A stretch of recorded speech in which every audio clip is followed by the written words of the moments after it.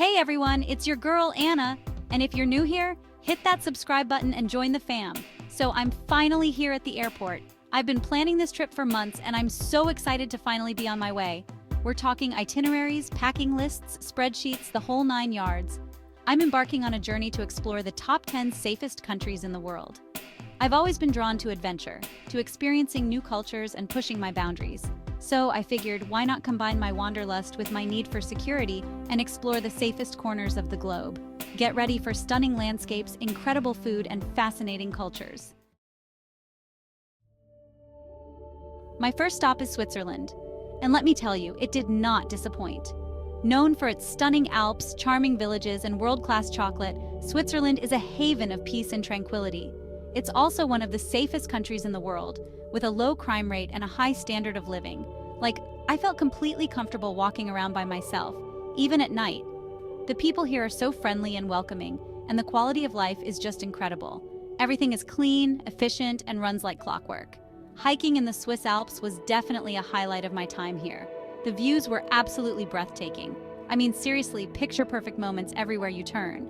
And of course, no trip to Switzerland would be complete without indulging in some of that famous Swiss chocolate. I may or may not have eaten my weight in chocolate while I was here. No judgment. In Iceland, I witnessed the raw power of nature at the Blue Lagoon, a geothermal spa nestled amidst volcanic landscapes. It was like stepping into another world, a world of ice and fire, where the Earth's energy is on full display. Iceland is a country of stark contrasts and breathtaking beauty. One minute you're surrounded by glaciers and snow-capped mountains, the next you're driving through lava fields and witnessing geysers erupting from the ground. One of the most unforgettable experiences was exploring a glacier cave. The ice formations were incredible, like something out of a fantasy movie. And then there were the northern lights.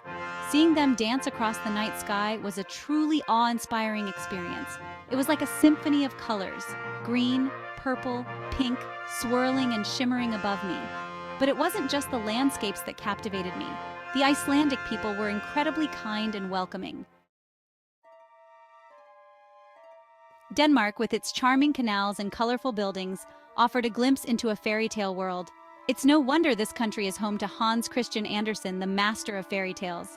I spent an afternoon at Tivoli Gardens, an amusement park right in the heart of Copenhagen.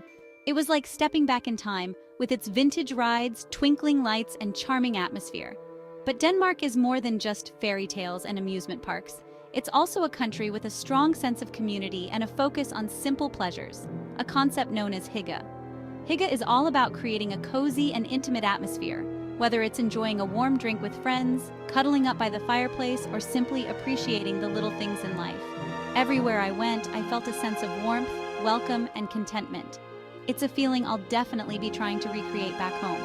Of course, no trip to Denmark would be complete without a visit to Kronborg Castle, the inspiration for Shakespeare's Hamlet.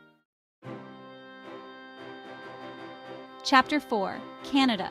From coast to coast to coast. Canada, vast and diverse, captivated me with its towering mountains, pristine lakes, and bustling cities like Toronto and Vancouver. I started my Canadian adventure in the west, exploring the Canadian Rockies. The scenery was absolutely breathtaking. Towering mountains, turquoise lakes, glaciers, waterfalls.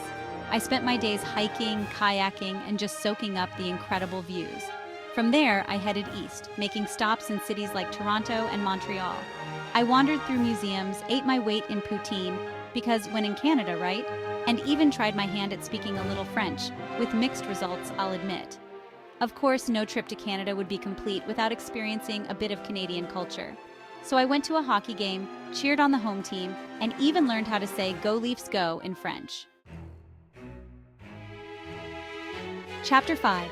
Japan, where ancient meets modern. Konnichiwa from Japan.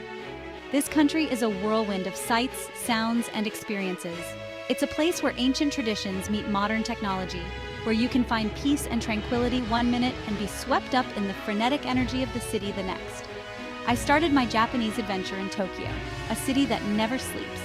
I wandered through the bustling Shibuya crossing, marveled at the futuristic architecture, and even tried my hand at singing karaoke.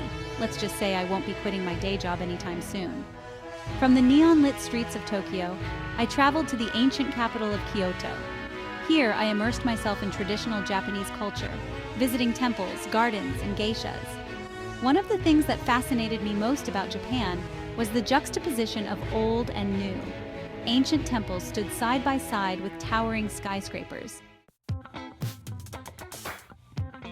Chapter 6. Singapore, a city that never sleeps. Singapore, a city-state known for its cleanliness and safety, amazed me with its futuristic skyline and vibrant cultural mix. It's a melting pot of cultures, where East meets West, and where you can find everything from Michelin-starred restaurants to hawker stalls serving up delicious street food. One of the first things that struck me about Singapore was how clean and organized it was. The streets were spotless, the public transportation was efficient, and even the hawker centers, outdoor food courts, were remarkably clean.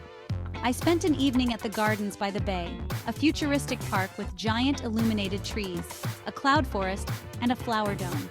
It was like stepping into another world, a world of imagination and wonder. But for me, the highlight of Singapore was the food. I ate my way through the city, sampling everything from chili crab to chicken rice to laksa. Chapter 7. New Zealand, land of the long white cloud. Anna, Kia ora from New Zealand. This country is a true paradise for nature lovers, with its stunning landscapes, friendly people, and laid-back vibe. Anna, I started my New Zealand adventure on the South Island, exploring the dramatic landscapes of Fiordland National Park. I hiked to glaciers, kayaked in fjords, and even did a bit of bungee jumping, because when in New Zealand, right? Anna, from the South Island, I traveled to the North Island, where I immersed myself in Maori culture, learned about their history and traditions, and even tried my hand at poi spinning with mixed results, I'll admit.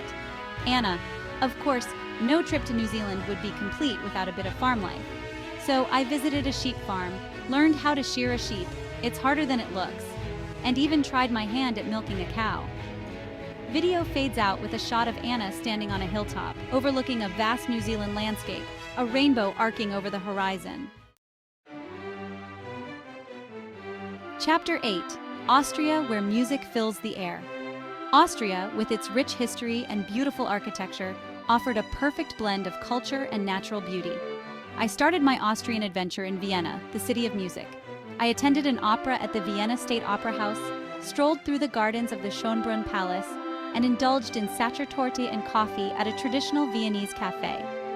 From the grandeur of Vienna, I escaped to the majestic Austrian Alps. I hiked through alpine meadows, marveled at glaciers and waterfalls, and even went for a swim in a crystal-clear mountain lake. Of course, no trip to Austria would be complete without experiencing its rich musical heritage. So I attended a Mozart concert in Salzburg, the birthplace of the legendary composer. Chapter 9. Norway, land of the midnight sun and northern lights. Norway's breathtaking fjords and northern lights left me in awe. The country's commitment to sustainability and its friendly locales made my visit even more memorable.